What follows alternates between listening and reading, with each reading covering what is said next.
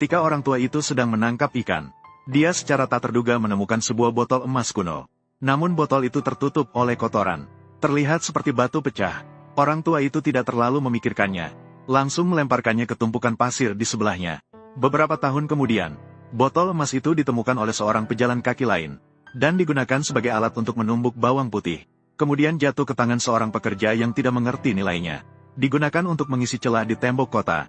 Botol emas itu menemani tembok kota ini melawan serangan meriam berkali-kali. Dan akhirnya menjadi longgar. 100 tahun kemudian, seorang gadis yang memanjat tembok kota mengubah nasib botol emas itu sepenuhnya. Gadis itu adalah seorang budak. Setiap hari diam-diam memanjat tembok kota, hanya untuk melihat sekilas pangeran yang telah lama dia cintai. Suatu hari, saat dia baru saja mencapai puncak, sang pangeran melihatnya. Gadis itu tergelincir, dan tanpa sengaja menginjak batu yang longgar itu. Terlihatlah botol emas di dalamnya. Gadis itu dengan gembira membawa pulang botolnya, menggunakan pahat baja untuk menghilangkan kerak batu di permukaan. Akibatnya, tanpa sengaja, mulut botolnya pecah. Dalam sekejap, sebuah kekuatan misterius tiba-tiba muncul dari botol emas. Dewa lampu yang tersegel selama ribuan tahun akhirnya muncul kembali. Namun penampilan Dewa Lampu terlalu menakutkan. Gadis itu langsung pingsan karena ketakutan. Dewa Lampu kesulitan membangunkan gadis itu, dan memberitahunya bahwa dia bisa memenuhi 3 keinginannya. Gadis itu tanpa ragu-ragu mengucapkan keinginan pertamanya, yaitu menikah dengan pangeran dan menjadi ratu. Dewa Lampu segera memenuhi permintaan itu. Dia menekan tetesan minyak magis berharga dengan jari, dan meminta gadis itu mengoleskannya di tubuhnya.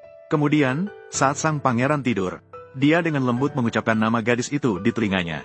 Memang, pangeran melihat gadis itu, dan langsung terpesona oleh pesonanya yang unik. Gadis itu berhasil menjadi permaisuri yang menjadi pusat perhatian semua orang. Melihat sang pangeran akan segera mewarisi tahta, gadis itu menemui Dewa Lampu untuk mengabulkan permintaan kedua, yaitu untuk hamil anak dari sang pangeran. Untuk mencegah rahasia terbongkar, keduanya menyembunyikan botol yang memenjarakan Dewa Lampu di bawah ubin di kamar mandi. Tak lama kemudian, gadis itu benar-benar hamil dengan keturunan sang pangeran, dan mulai memamerkan perut buncitnya di istana, tanpa menyadari bahwa pangeran dan raja sudah memiliki perbedaan pendapat. Raja merencanakan pembunuhan, dan membunuh anaknya sendiri, untuk memastikan tidak ada sisa permaisuri dan bayi dalam kandungannya. Menjadi target pembunuhan berikutnya, gadis itu ditangkap oleh pembunuh saat melarikan diri. Tidak bisa membuat permintaan ketiga, langsung dilempar ke laut. Ketika Dewa Lampu pergi menyelamatkan, gadis itu sudah tenggelam. Karena gadis itu tidak bisa membuat permintaan terakhir lagi, kutukan Dewa Lampu tidak bisa dihilangkan. Sekali lagi disegel kembali ke dalam botol di bawah lantai. 100 tahun berlalu lagi, jiwa Dewa Lampu melayang keluar meminta bantuan. Tapi tidak ada yang mendengar. Melihat berbagai dinasti berganti beberapa kali, akhirnya, munculnya seorang anak laki-laki kecil, memberikan harapan lagi kepada Dewa Lampu. Anak laki-laki yang sedang bermain, seperti merasakan keberadaan Dewa Lampu. Dewa Lampu perlahan-lahan menariknya ke halaman belakang yang terbengkalai. Anak laki-laki cerdas segera menemukan bahwa di bawah batu itu kosong. Maka ia memanggil adiknya untuk membuka batu itu bersama-sama. Kedua bersaudara menggunakan tenaga maksimal. Namun batu itu tetap tak bergerak. Pada saat itu juga, ibu tiba-tiba muncul. Mereka dihentikan. Dewa Lampu kembali melewatkan kesempatan untuk diselamatkan.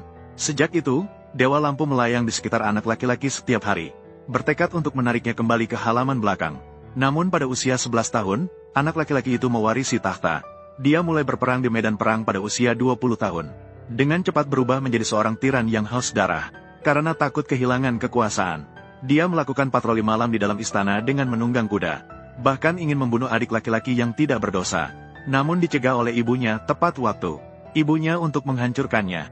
Setiap hari memberinya anggur terbaik yang tak pernah habis. Bahkan mengundang pencerita terbaik di negeri untuk menceritakan kisah-kisah padanya. Menyebabkannya terlena dalam kesenangan. Perlahan-lahan, dia tidak lagi peduli dengan urusan pemerintahan. Menghabiskan hari-harinya mendengarkan cerita dari orang tua. Hingga suatu hari, orang tua itu meninggal dunia. Dalam kesedihan, dia meminum semua anggur di dalam istana. Dalam keputusasaan, akhirnya dia merasakan panggilan Dewa Lampu sekali lagi. Dia gemetar saat tiba di halaman belakang. Dewa Lampu sangat terharu di dalam hatinya. Setelah bertahun-tahun menunggu, akhirnya mendapat balasan. Namun tak disangka tubuh raja sudah terlalu lemah. Bahkan kunci pintu pun tak bisa dibuka. Lalu dia langsung mati. Dewa Lampu kembali terjatuh dalam keputusasaan. Namun tak lama kemudian, seorang ratu berbobot 300 pon tiba-tiba muncul, memberikan kesempatan kepada Dewa Lampu untuk kembali ke dunia. Ratu baru suka berjalan-jalan. Secara kebetulan, dia mandi di kamar mandi lama. Akibatnya, dia tergelincir dan menginjak batu hingga pecah, membebaskan Dewa Lampu yang tersegel selama ribuan tahun. Namun wanita gemuk itu mengira Dewa Lampu ingin memanfaatkannya. Dia mengucapkan keinginan jahat. Aku berharap kau kembali ke botol dan tenggelam di dasar laut. Begitulah, Dewa Lampu kembali mengalami ratusan tahun kesepian dan penderitaan. Hingga suatu hari, seorang gadis sedang membersihkan ikan. Sebuah botol emas jatuh dari perut ikan. Gadis yang penasaran membuka botol itu. Asap hitam tiba-tiba muncul. Dewa Lampu kembali terlihat. Dia segera meminta gadis itu mengucapkan 3 keinginan untuk menghilangkan kutukan. Namun, gadis itu memiliki sifat yang sangat aneh. Dia tidak terburu-buru untuk mengucapkan keinginan. Malah, dia membiarkan Dewa Lampu menghargai penemuan dan karyanya terlebih dahulu. Dewa Lampu terkejut. Terkejut sampai tak bisa berkata-kata. Tidak disangka penemuan gadis lebih ajaib daripada sihirnya. Gadis itu kemudian menunjukkan penemuan lainnya. Alat yang bisa terbang. Dia seharusnya diingat oleh dunia seperti Da Vinci. Namun, pada masyarakat feodal saat itu, wanita tidak memiliki hak untuk belajar. Maka penemuan kreatif gadis itu dianggap sebagai sihir penyihir. Namun, keinginan gadis untuk pengetahuan mencapai tingkat kegilaan. Maka dia memikirkan keinginan pertamanya, mendapatkan lebih banyak pengetahuan. Dewa Lampu mengayunkan tangannya dengan senang, mencarikan buku dari berbagai bidang untuknya. Setelah membacanya, dia menyimpan buku-buku itu di dalam botol kecil. Botol di atas meja semakin bertambah. Gadis itu telah menguasai semua pengetahuan yang ada di dunia. Namun masih ada teka-teki yang tak terpecahkan. Seperti bagaimana waktu dan ruang terbentuk. Hal ini membuatnya sangat cemas. Maka dia mengucapkan keinginan kedua, ingin menjadi lebih cerdas. Sejak itu, dia seperti Dewa Lampu yang tidak perlu tidur. Dapat membayangkan berbagai misteri alam semesta. Pengetahuan ini juga disuntikkan ke dalam pikirannya. Sejak itu, dia bisa menemukan jawaban untuk setiap teka-teki yang sulit. Dewa Lampu juga mulai terpesona oleh semangat gadis itu. Dia jatuh cinta sepenuh hati pada gadis itu. Agar bisa selalu bersama gadis itu, dia mencegah gadis itu mengucapkan keinginan ketiga. Hal ini juga menghalangi kesempatan untuk mendapatkan kebebasan. Namun gadis itu mudah marah sejak lahir. Agar hubungan mereka lebih adil, setiap kali Dewa Lampu membuat gadis itu marah, dia akan mengurung dirinya dalam botol untuk merenungkan kesalahannya. Pada awalnya, gadis itu segera melepaskannya. Hingga pada kali terakhir, saat Dewa Lampu mengurung dirinya, gadis itu berteriak marah. Semoga aku bisa melupakan bahwa pernah bertemu denganmu. Ternyata ini menjadi keinginan ketiga gadis itu. Dia seketika melupakan Dewa Lampu. Dewa Lampu terluka oleh orang yang dicintainya, dan kembali terperangkap dalam botol. Begitulah, Dewa Lampu kembali terperangkap dalam kegelapan dan kesepian yang tak berujung. Hingga berlalu ribuan tahun. Di antara barang-barang antik di sebuah toko barang bekas, seorang dokter wanita modern terkenal memilih botol yang menyegel Dewa Lampu. Saat pulang, dia membersihkan kotoran di botol tersebut. Tiba-tiba asap hitam merah menyembur keluar dari botol. Kemudian asap berubah menjadi raksasa hitam. Dokter perempuan terkejut dan membeku di tempat. Dia mencoba berkomunikasi dengan raksasa dengan hati-hati. Namun, tidak ada respons meskipun dia mencoba berbagai bahasa. Baru ketika dia berbicara dalam bahasa Yunani kuno, Dewa Lampu akhirnya memberikan respons. Dia mulai menyerap pengetahuan modern dari rak buku dan laptop. Menyerap pengetahuan modern secara instan, menguasai bahasa Inggris, dan memberi dokter perempuan 3 keinginan. Namun, dokter perempuan penasaran dengan asal-usul dewa. Maka Dewa Lampu menceritakan pengalamannya ribuan tahun kepada dia. Ternyata, awalnya dia adalah elf ratu kuno. Karena dia mengintip rahasia ratu, dia dikurung dalam sebuah botol oleh penyihir, dan diberi kutukan. Dia dilemparkan dari tembok kota dan diambil oleh seekor elang, melintasi tanah yang luas, dilemparkan ke laut. Beberapa ratus tahun kemudian, dia diambil oleh seorang nelayan. Dari sinilah nasib yang penuh liku dimulai.